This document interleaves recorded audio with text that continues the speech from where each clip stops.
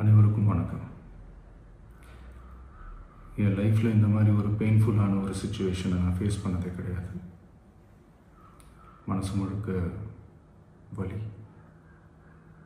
வலி மட்டும்தான். இந்த சுற்றுப்பயணத்தில் என்னென்ன மக்கள் பார்க்க வராங்க, அதுக்கு ஒரே ஒரு காரணம் தான், அவங்க என் மேலே வச்சிருக்கிற அன்பும் பாசம். அந்த அன்புக்கும் பாசத்துக்கும் நான் எப்பவும் கடமைப்பட்டிருக்கிறேன். அதனால தான் இந்த சுற்றுப்பயணத்தில் மற்ற எல்லா விஷயங்களையும் தாண்டி மக்களுடைய சேஃப்டி, அதில் எந்த காம்ப்ரமைஸும் பண்ணிடக்கூடாதுன்றதுக்காக தான் அது என் மனசில் ரொம்ப ஆழமாக இருக்கும் அந்த எண்ணம்.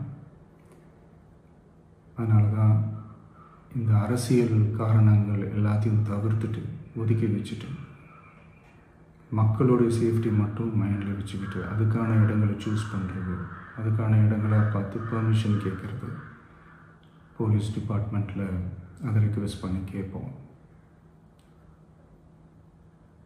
ஆனால் நடக்கக்கூடாதது நடந்துருச்சு.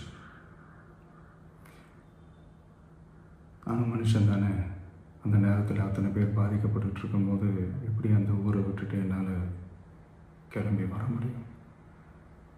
நான் திரும்ப அங்கே போகணும்னு இருந்துச்சுன்னா அதை ஒரு காரணம் காட்டி அங்கே வேறு சில பதட்டமான சுச்சுவேஷன்ஸ், வேறு சில அசம்பாவிதங்கள் அந்த மாதிரி எதுவும் நடந்துடக்கூடாதுன்றதுக்காக தான் நான் அவாய்ட் பண்ணேன்.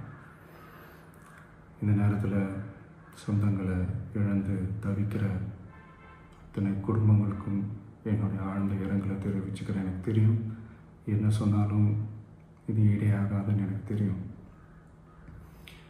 ஹாஸ்பிட்டலில் ட்ரீட் பண்ணிகிட்ருக்கிற எல்லாருமே சீக்கிரமாக க்யூர் ஆகி வரணுன்றதை இந்த நேரத்தில் நான் வேண்டிக்கிறேன். கூடிய சீக்கிரமே உங்கள் எல்லாரையும் நான் சந்திக்கிறேன்.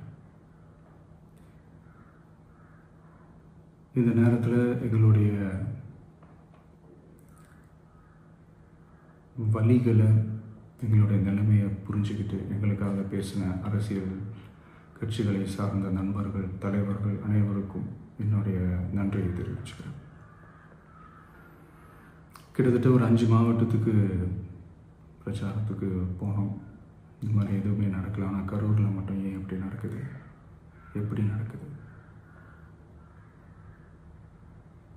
மக்களுக்கு எல்லா உண்மையும் தெரியும்.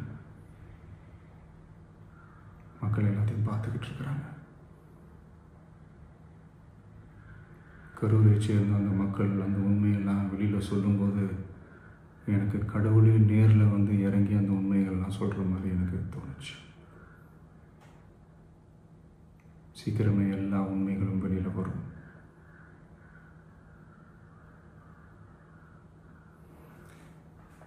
எங்களுக்கு தரப்பட்ட இடத்துல நாங்கள் போய் அந்த ஸ்பாட்டில் நின்று நாங்கள் பேசிட்டு வந்தோம். அதை தாண்டி எந்த தவறும் எங்கள் சைடில் நாங்கள் எதுவும் செய்யலை. பட் இருந்தாலும் எங்கள் கட்சியை சேர்ந்த நிர்வாகிகள், தோழர்கள் மேலே எஃப்ஐஆர், அது மட்டும் இல்லை சோஷியல் மீடியாவை சேர்ந்த நண்பர்கள், தோழர்கள் அவங்க மேலே எஃப்ஐஆர்லாம் போட்டு இப்போ பிடிச்சிக்கிட்டு இருக்கிறாங்க.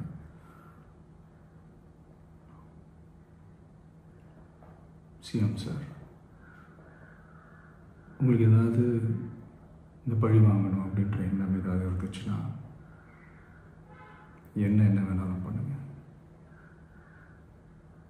அவங்க மேலே கை வைக்காதீங்க. நான் ஒன்று வீட்டில் இருப்பேன், இல்லை நான் ஆஃபீஸில் இருப்பேன். என்ன வேணாலும் செய்யுங்க. நண்பர்களே, தோழர்களே, நம்மளுடைய அரசியல் பயணம் இன்னும் ஸ்ட்ராங்காக, இன்னும் தைரியத்தோட கண்டினியூ ஆகும்.